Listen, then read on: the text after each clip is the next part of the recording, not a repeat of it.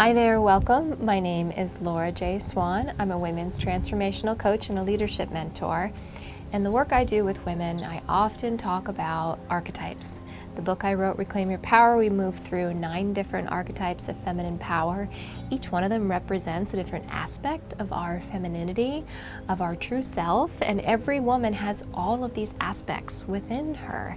And so one of the ones I'm talking about now, we're in the summertime, time where it's time to play and be outside and to really enjoy life to the fullest. We're in a season of abundance, right? A season of abundance in the sunlight in the sky, lots of fresh fruit, hopefully a little more time and energy to do things that you love. And so I'm talking about the Maiden archetype over the next couple of weeks. If you missed my first video, go back and watch the first one. I really help you to connect to and see if perhaps you're someone who could use a little bit of support around your inner maiden connection. I go through some how you know if you're not so connected, and I think that'd be really helpful for you to watch also. In this video, I'm going to talk about the importance of learning to listen to our inner maiden and starting to have a relationship, a conversation with her, because she will bring you so much delight, so much joy, so much fulfillment. And in this, like I said, summertime of play and fun, she will guide you to what really brings you that joy and spontaneity and play in this season of the year.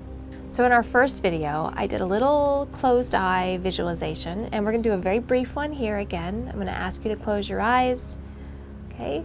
And imagine yourself as a little girl at around 5, 6, 7, 8, just in that range. Not super little, but also not getting into teenage years. Just see if you can activate a young part of yourself. Some work in psychology will call this inner child work, right? When we're connecting to our inner maiden, it can be very similar. So perhaps visualizing and connecting to that younger part of yourself. Can you see what your hair looked like? Can you see what clothes you were wearing? In the first video, we asked her, what is it you really like to do? What is it you like to play, right? So take a few breaths and just see if you can visualize that part of yourself, if you can activate this younger part of yourself, a time when you were perhaps more playful or free in some aspects, than some you weren't, right?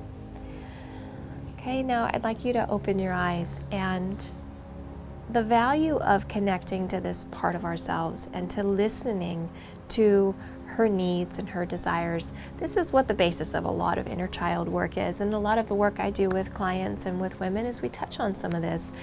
How to listen to this younger part of ourselves and how to find out what makes her feel afraid, what makes her feel alive, what makes her feel fulfilled.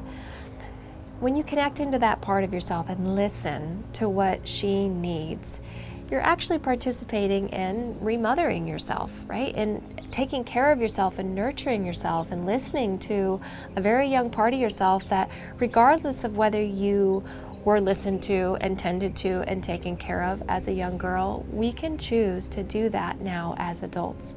We can choose to do that for ourselves and to listen to her, to listen to what she has to say.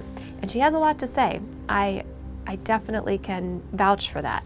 Our inner maiden has a lot to say because oftentimes we've been disconnected from her for a long time as adults. We've been disconnected from our spontaneity, from our play, from our vulnerable emotions. And so we have to give our inner maiden permission to feel. If she feels scared or lonely, and you might have this judgment towards yourself of saying, oh, that's so childish, right? That's the judgment that comes, the criticism, the inner critic that comes in and says, you know, quiet down. I don't want to hear what you have to say, right? And maybe that's a voice that you heard from a parent or a caregiver or a teacher at some point, right? That imprints on us. We learn how to treat our own inner child by the way we were treated as a child by our environment. But the beautiful thing is that we can relearn and we can reparent and we can activate this inner maiden and listen to what she has to say. What is it she wants? What does she like to do?